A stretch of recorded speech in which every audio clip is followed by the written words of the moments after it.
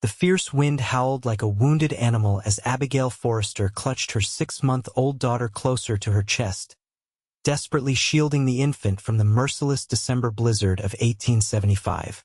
Her horse had spooked and bolted hours ago, leaving her stranded in the vast Wyoming wilderness with nothing but the clothes on her back and her precious baby, Emma. "It's all right, sweet girl," Abigail whispered, her voice trembling as much from fear as from the bone-chilling cold. "Mama's going to find us shelter." But the flat, snow-covered landscape offered no reprieve. No cabin lights flickering in the distance. No sign of civilization. Just endless white, growing deeper by the minute as the storm intensified. Abigail's thin coat, suitable for a short journey in mild weather, did nothing against the brutal winter assault. Her fingers had long gone numb, and her tears froze on her cheeks as she trudged forward. Emma's cries had grown weaker, which terrified Abigail more than her own suffering. The baby's face, normally pink and vibrant, had taken on a frightening pallor. "Please, God," Abigail prayed, her voice swallowed by the wind. "Send help. I don't care about myself, but please save my baby." As if in answer to her desperate plea, Abigail spotted something moving through the curtain of snow, a dark figure on horseback, approaching slowly but deliberately. Hope surged through her veins, giving her a last burst of energy. "Help!" she screamed, waving one arm frantically while holding Emma tight with the other. "Please help us." The rider changed course, heading directly toward her. As he drew closer, Abigail could make out a tall man on a sturdy chestnut horse. His face was partially obscured by a bandana pulled up against the cold, but piercing blue eyes assessed her quickly from beneath the brim of his Stetson. "Madam," he called over the wind, dismounting with fluid grace that spoke of years in the saddle. "What in tarnation are you doing out here in this weather?" "My horse bolted," Abigail explained through chattering teeth. "My baby, she's freezing. Please, we need help." The cowboy approached cautiously, but when he saw the infant bundled against her chest, his demeanor changed instantly. He quickly shrugged out of his heavy buffalo coat, a luxurious garment lined with wool that had clearly kept him warm despite the blizzard. "Name's Xavier Kincaid," he said, wrapping the massive coat around both Abigail and Emma in one swift motion. The residual warmth from his body enveloped them immediately, and Abigail nearly wept with relief. "I'll keep you warm," he promised, his voice gentle but firm with conviction. "My cabin's not far. Can you ride?" Abigail nodded, too cold to speak. Xavier lifted her effortlessly, placing her sideways on his saddle before mounting behind her. His strong arms created a protective cage around her and Emma as he took the reins. "Hold on tight to that little one," he instructed, urging his horse forward into the blinding snow. Abigail leaned back against his solid chest, feeling the steady beat of his heart. For the first time in hours, a flicker of hope ignited within her. As they rode through the storm, Xavier kept talking, his deep voice rumbling against her back. "Been ranching these parts for 5 years now," he told her. "Storm came on faster than expected. Lucky I was heading back from town when I spotted you." Lucky indeed, Abigail thought. Without this stranger's intervention, she and Emma wouldn't have survived another hour. After what seemed like an eternity but was likely only 20 minutes, a small cabin appeared through the swirling snow. A barn stood nearby, and Xavier headed there first, dismounting quickly to open the doors before helping Abigail down, still cradling Emma. "Let me get Samson settled, then we'll get you both inside and warmed up proper," he said, efficiently leading his horse into a stall. Abigail nodded, clutching Emma close. The baby had stopped crying, which worried her deeply. When Xavier returned to her side moments later, he noticed her concern. "Let's get that little one by the fire," he said, placing a gentle hand on Abigail's back and guiding her through the snow to the cabin's front door. Inside, the cabin was surprisingly cozy. A fire still burned low in the stone hearth, and Xavier immediately set about stoking it to a roaring blaze. The single-room dwelling was neat and organized, with a bed in one corner, a small kitchen area, and a table with 2 chairs. "Sit here, close to the fire," Xavier instructed, pulling a rocking chair closer to the hearth. "Let me see the baby." Reluctantly, Abigail allowed him to take Emma. His large, calloused hands handled the infant with surprising gentleness as he unwrapped her and checked her tiny fingers and toes. "She's cold, but not frostbitten," he assessed, relief evident in his voice. "Let's get her warmed up slow and steady." Xavier retrieved a soft blanket from his bed, warming it briefly by the fire before wrapping Emma securely. He returned the baby to Abigail's arms, then moved to the kitchen area, where he put a pot of coffee on the stove and rummaged through a cupboard. "I'm Abigail Forrester," she finally said, finding her voice. "And this is Emma. I don't know how to thank you, Mr. Kincaid." "Xavier," he corrected, returning with a cup of hot coffee laced with honey. "And no thanks needed. Couldn't leave a woman and baby to freeze, could I?" As Abigail sipped the reviving beverage, she studied her rescuer properly for the first time. Xavier Kincaid was tall and broad-shouldered, with the lean, muscular build of a man who worked hard for a living. His face, now visible with the bandana removed, was handsome in a rugged way, strong jaw covered in dark stubble, straight nose, and those remarkable blue eyes that seemed to see right through her. She guessed him to be in his early 30s, perhaps 5 or 6 years older than her 25 years. "Where were you headed?" he asked, setting about preparing a simple meal of beans and bacon. "Pine Tree Junction," Abigail replied. "I was going to stay with my cousin Sarah until I could find work and a place of my own." Xavier nodded, not pressing for more details, though his curious glance at her bare ring finger suggested questions he was too polite to ask. "Storm's likely to keep us snowbound for at least 2 days, he said instead, glancing out the window where snow continued to fall heavily. "You're welcome to stay until it clears. Then I can take you to town." "Thank you," Abigail said simply, knowing the words were inadequate for what this man had done. Emma began to fuss, her tiny face scrunching up in hunger. Abigail shifted uncomfortably, realizing she would need to feed her daughter. Noticing her discomfort, Xavier tactfully turned his back. "I'll step outside to bring in more firewood," he offered. "Take your time." When he returned several minutes later with an armload of logs, Abigail had finished nursing Emma, who was now sleeping peacefully in her arms. "She's a beautiful baby," Xavier commented, arranging the logs beside the fireplace. "How old?" "6 months," Abigail replied. "She's usually more active." The cold exhausted her. Xavier nodded, dishing up 2 plates of the simple but hearty meal. "You should eat, then get some rest. You can take the bed. I'll make up a pallet here by the fire." "I couldn't put you out of your bed," Abigail protested. "Madam Abigail, I've slept under the stars in worse conditions than beside my own hearth," he said with a small smile. "Please, I insist." Too tired to argue further, Abigail accepted his offer. After eating, she settled into Xavier's bed, with Emma beside her. Despite the strange surroundings, she fell into an exhausted sleep almost immediately. She woke hours later to find soft morning light filtering through the cabin's small windows. The storm still raged outside, but inside, the cabin was warm and smelled of coffee and frying bacon. Xavier stood at the stove, his back to her as he prepared breakfast. Emma stirred beside her, making small waking noises.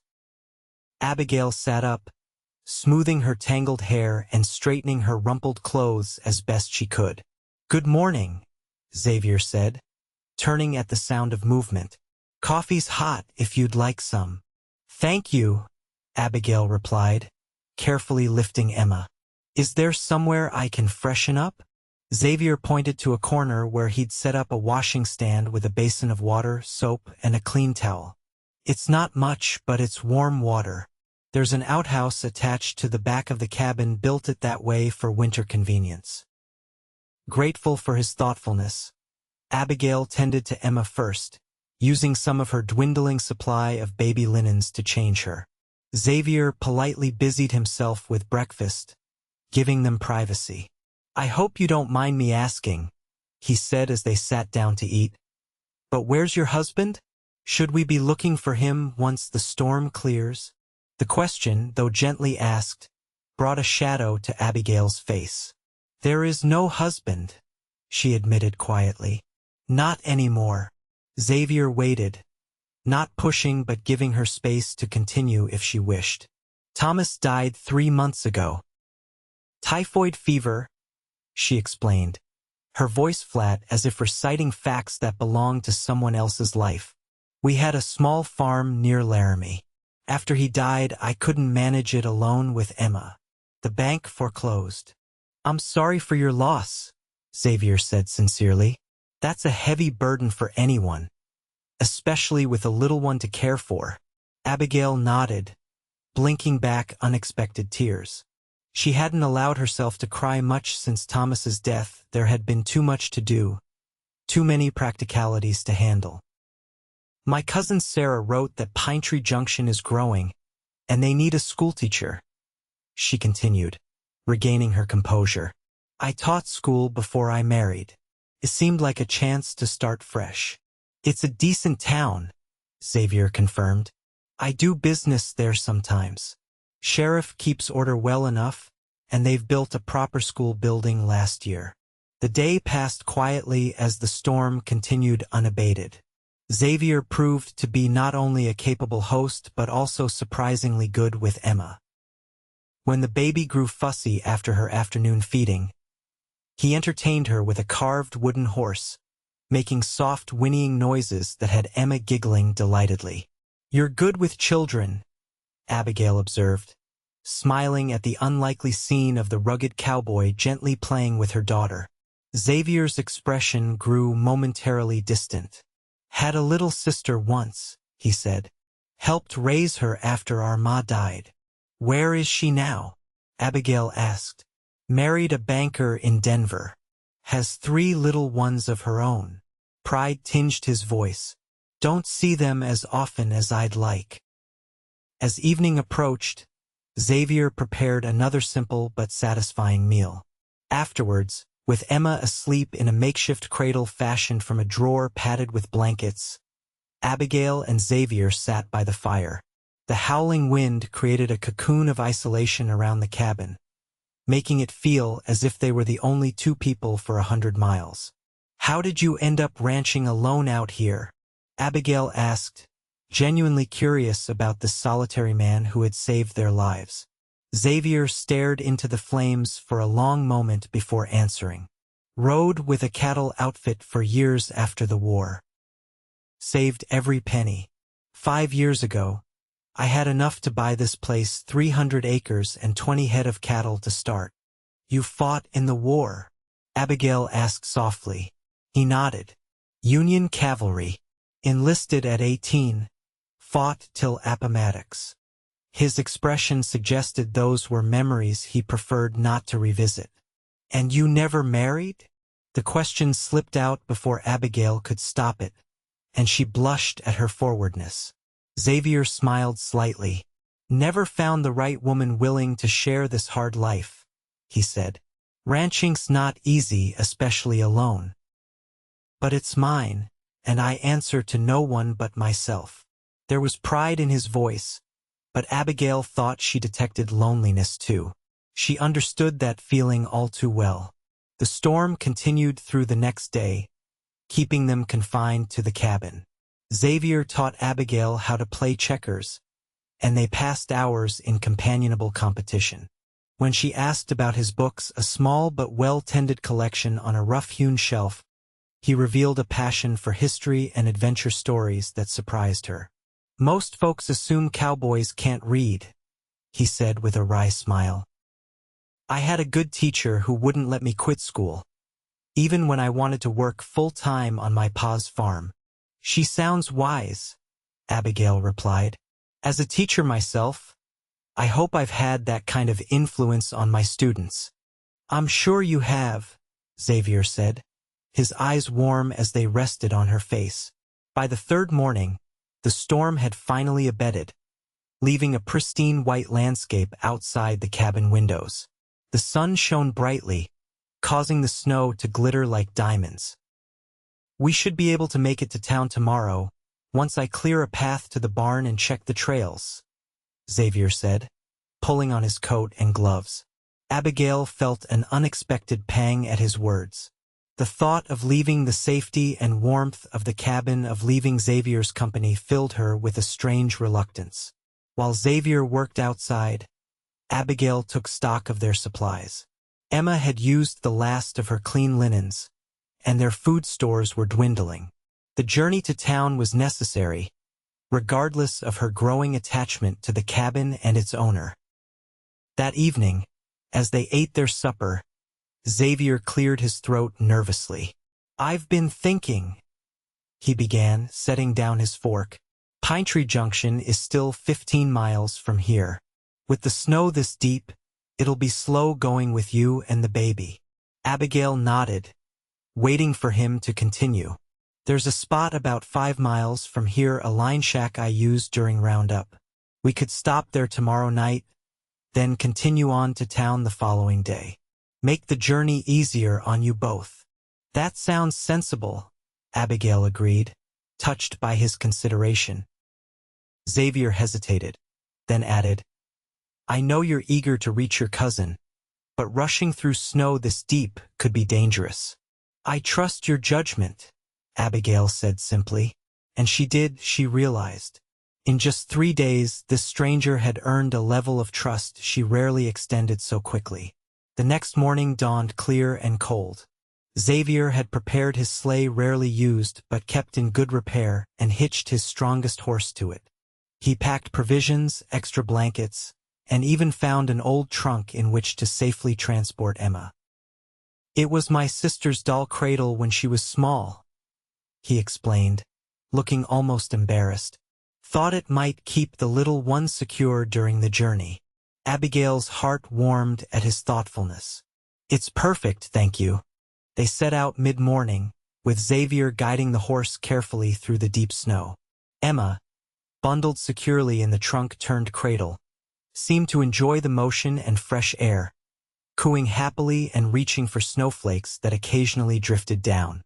The journey was slow but peaceful. Xavier pointed out landmarks as they traveled, a particular rock formation, the bend in a creek now frozen over, a stand of pines that marked the edge of his property. "It's beautiful country," Abigail commented, admiring the snow-covered landscape. "I can see why you chose it." "Prettiest place I ever saw," Xavier agreed, his eyes scanning the horizon with obvious pride and affection. "Though it's hard work, especially alone." They reached the line shack by late afternoon. It was much smaller than Xavier's cabin, just a single room with a small stove, a narrow cot, and a rough table with one chair. But it was solid and, once Xavier had the stove going, surprisingly warm. "It's not much," he apologized, "but it'll keep us out of the cold tonight. After nearly freezing to death in that storm, this feels like a palace," Abigail assured him with a smile. They shared a simple meal of jerky, beans, and coffee. As darkness fell outside, the small space grew cozy with firelight and shared conversation. "Tell me about your life before," Xavier invited as they sat side by side on the cot, the only seating available besides the single chair where Emma slept in her makeshift cradle. "Before you were married, I mean." Abigail smiled at the memories. "I grew up in Ohio. My father was a doctor, my mother a minister's daughter. They believed strongly in education, even for girls. I was teaching at 16, and loved it. How did you end up out west? I met Thomas when he came east to buy breeding stock for his farm, she explained.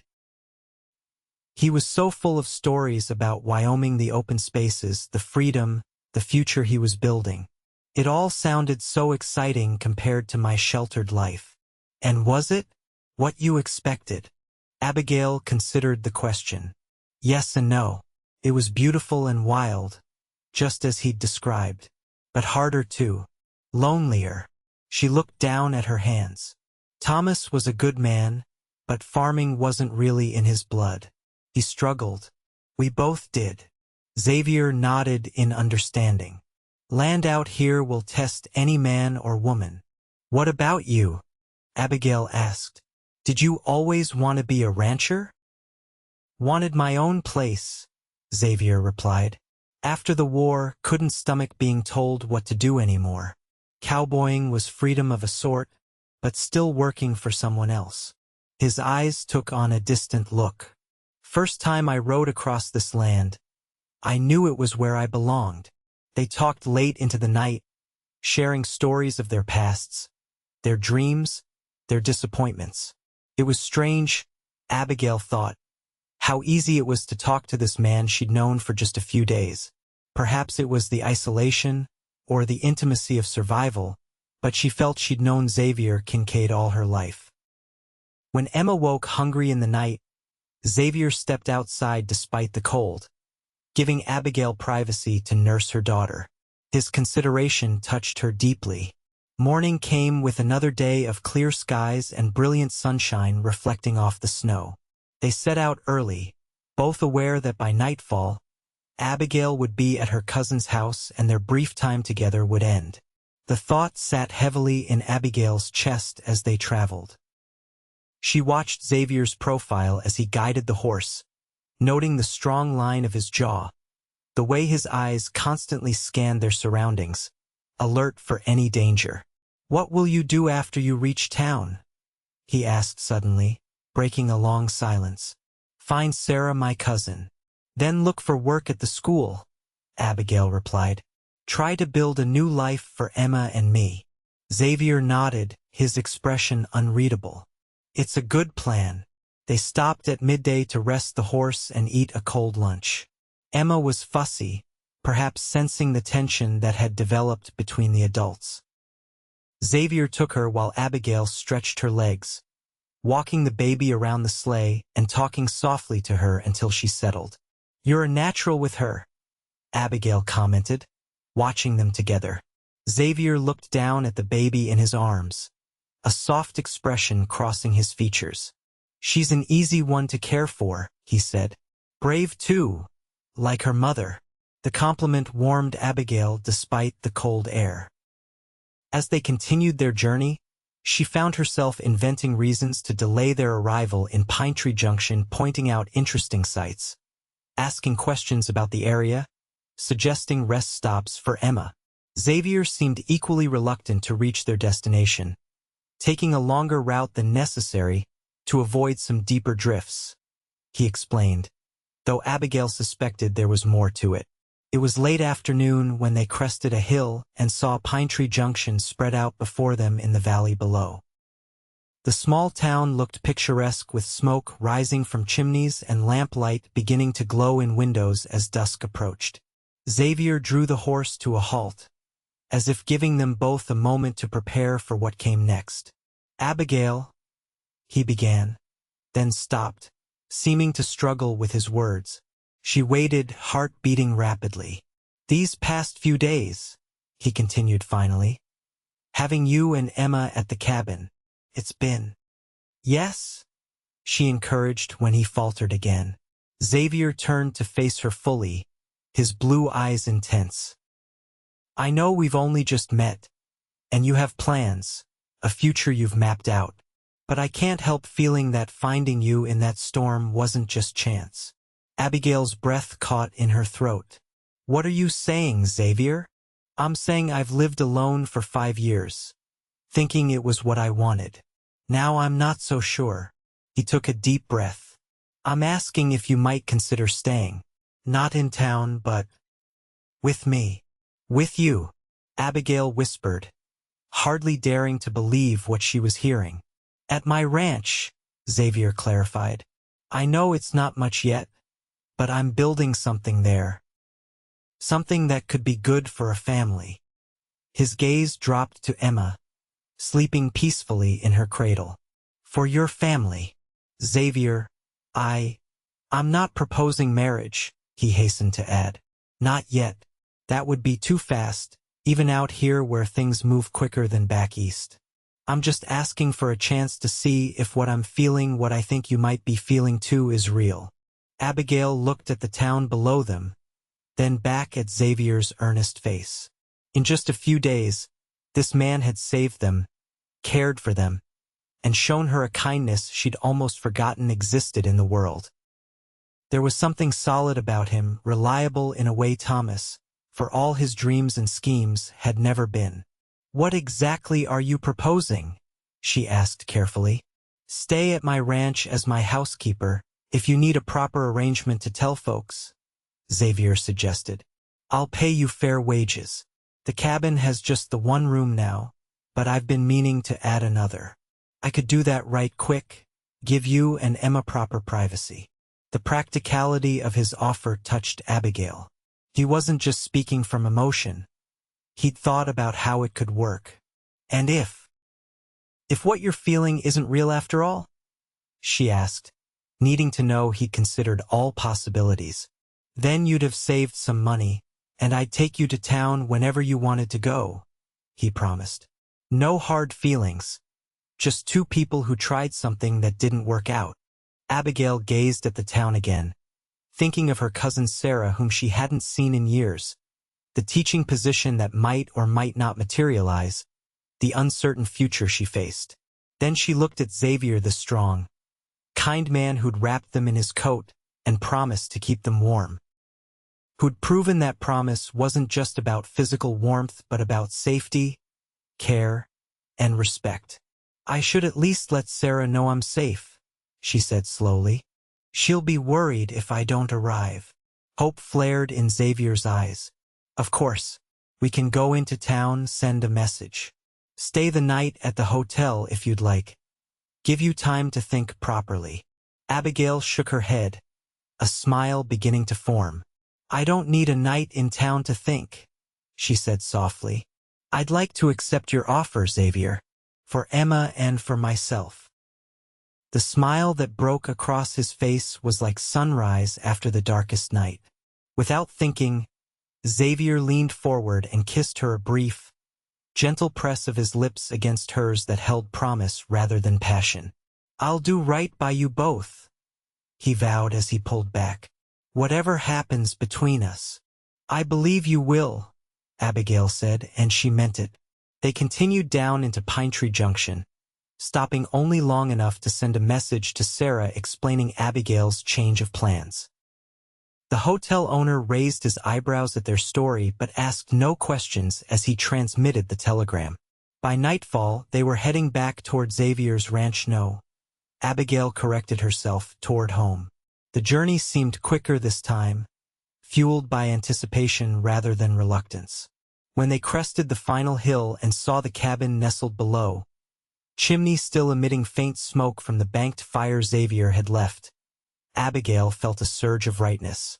Welcome home, Xavier said softly as he helped her down from the sleigh, Emma bundled securely in her arms. Home, Abigail repeated, testing the word and finding it fit perfectly. 3 months later, on a bright spring day with the first wildflowers pushing through the melting snow, Xavier and Abigail were married by the traveling preacher, who visited the scattered ranches and homesteads every season. The ceremony was small, just the three of them, a few neighboring ranchers, and Sarah, who had made the journey from Pine Tree Junction to stand as witness. I never expected to love again, Abigail told Xavier that night as they stood on the porch of their expanded cabin, Emma sleeping soundly in the new nursery Xavier had built. After Thomas died, I thought that part of my life was over. Xavier wrapped his arms around her from behind, resting his chin on her head. And I never expected to love at all, he admitted. Figured I was meant to be alone. Funny how life surprises you, Abigail said, leaning back against his solid strength. Best surprise was finding you in that snowstorm, Xavier murmured, turning her in his arms to face him. Though at the time, I was just worried about keeping you both alive. You did more than keep us alive, Abigail said, reaching up to touch his face. You gave us a home, a future, and you gave me a family, Xavier replied, his voice rough with emotion. Something I never knew I needed until you and Emma came into my life. As they stood together under the vast Wyoming sky, Abigail thought about the strange turns life could take, how a tragedy like losing Thomas had eventually led her to this moment, to this man. How a deadly blizzard had brought her to safety and love. I'll always keep you warm, Xavier promised, echoing his words from that first desperate meeting. Both of you always. And as he sealed the promise with a kiss, Abigail knew with absolute certainty that he would.